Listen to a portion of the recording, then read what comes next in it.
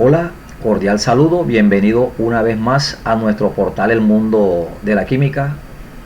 En estos momentos vamos a desarrollar un eje temático relacionado con la teoría atómica en su primera parte, específicamente con relación al modelo atómico de Dalton, cuyo objetivo fundamental es de argumentar el por qué el modelo de Dalton ocupa un lugar base en la química actual.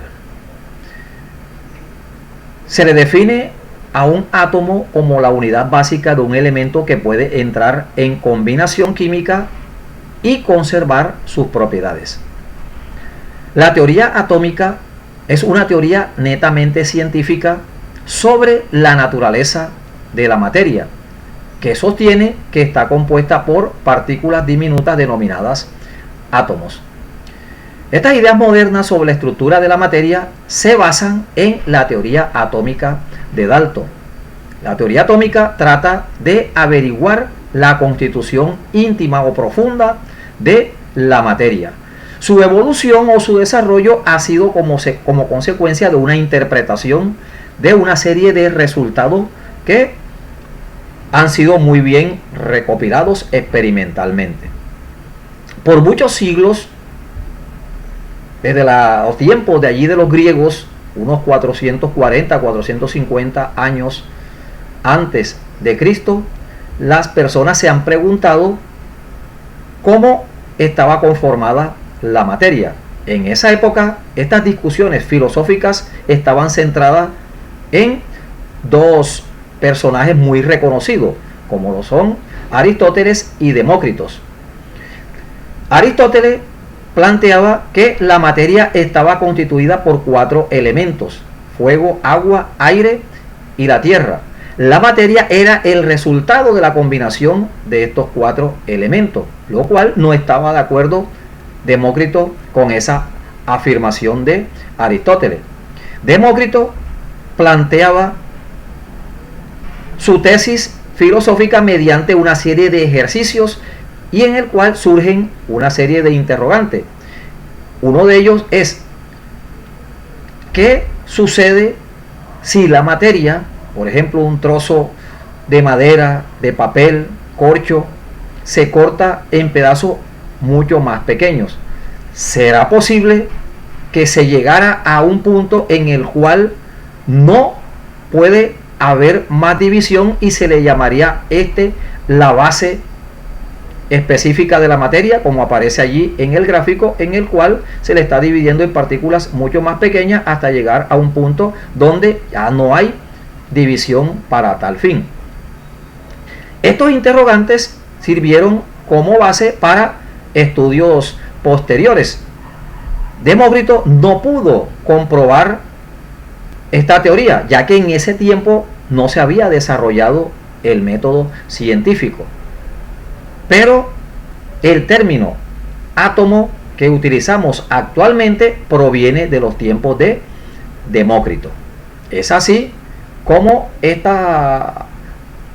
término se utiliza para describir las partículas hipotéticas de la base de la materia, como lo es el átomo, la cual viene de la conjugación griega a, que significa sin, y tomo, división, es decir, partículas indivisibles o que no tenían ninguna división. Esto lo hicieron los griegos con el fin de llegar a un punto límite donde la materia no se divide más, por muchos intentos que ellos hicieran o consideraran pertinentes en ese caso. Posteriormente aparece el inglés y químico, profesor de escuela, John Dalton, que revivió la teoría filosófico-atomística de los griegos y formuló su teoría atómica, el cual marcó el principio de la química moderna. Este fue el primer intento completo para describir toda la materia en términos de átomos y de sus propiedades. Dalton realiza una serie de investigaciones en el aire con el fin de describir la composición climatológica, descubriendo que el aire se combinaba como si estuviera constituida por partículas individuales.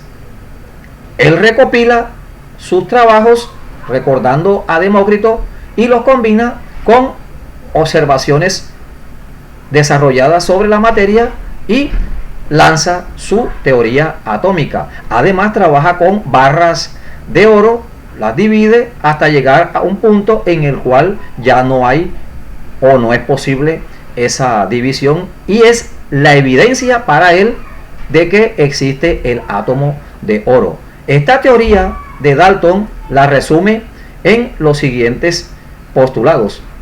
Los elementos están conformados por partículas extremadamente pequeñas, llamadas átomos, que los átomos de un mismo elemento son iguales en masa y en el resto de sus propiedades, pero átomos diferentes son también diferentes en masa, peso y propiedades. Hay que tener en cuenta que Dalton no intentó describir la composición de los átomos, ya que él no tenía en ese tiempo idea de cómo es un átomo. Descubrió que las propiedades mostradas por los elementos como hidrógeno y oxígeno solo se puede explicar a partir de la superposición de los átomos de hidrógeno, que son diferentes a los átomos de oxígeno.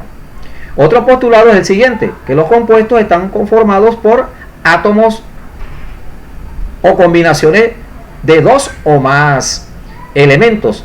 Es decir, que cualquier compuesto, la relación del número de átomos entre los elementos participantes están en relación de un número entero. En otras palabras, para formar un determinado compuesto, no solo se necesitan los elementos adecuados para tal fin, sino también es vital importancia el número de dichos átomos. Esta es una extensión de la ley de las proporciones definida de Prost, la cual establece que diferentes muestras de un mismo elemento siempre van a contener los mismos elementos y en las mismas proporciones. Por ejemplo, cualquier muestra de agua siempre va a tener 11.11% de hidrógeno y 88.89% de oxígeno. La muestra de cualquiera de dióxido de carbono siempre va a tener 27.27% de carbono y 72.72% de oxígeno, y su comportamiento nunca variará. El otro postulado es que las reacciones químicas incluyen un reagrupamiento de átomos o combinación o reordenamiento de ellos. Es decir, que la materia nunca se crea ni se destruye, únicamente sufre una transformación. Esta también es una extensión de la ley de la conservación de la masa, que establece que la materia no se crea ni se destruye, únicamente sufre una serie de transformaciones. Debido a que la materia está formada por átomos que no cambian en una reacción química, se concluye que la masa también se conserva. Durante casi un siglo, la teoría de Dalton fue satisfactoria para explicar los hechos experimentales observados por los científicos en ese tiempo, pero descubrimientos como la radiactividad, la descomposición del agua o electrólisis de esta y la construcción de la batería, entre otros, permitieron establecer la naturaleza discontinua y eléctrica de la materia. Aquí nosotros observamos el primer modelo del átomo, en este caso, que lo representa Dalton como una esfera, constituyendo el átomo de oro. En este otro gráfico observamos que los átomos de un mismo elemento son iguales entre sí, pero los átomos con elementos diferentes van a ser también diferentes, y que la combinación de ellos para formar un compuesto siempre van a estar en relación de un número entero. Caso concreto en el agua, en el cual la relación está entre 2:1, indicando en este caso que hay 2 átomos de hidrógeno por cada átomo de oxígeno, como aparece allí en el gráfico.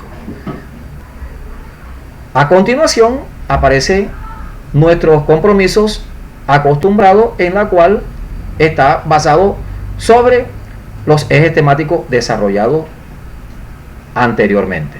Es todo por el momento. Se despide de ustedes el magíster en Ciencias Químicas Juan de Dios Casiani Escorcia. Nos vemos en el próximo evento académico. Bendiciones.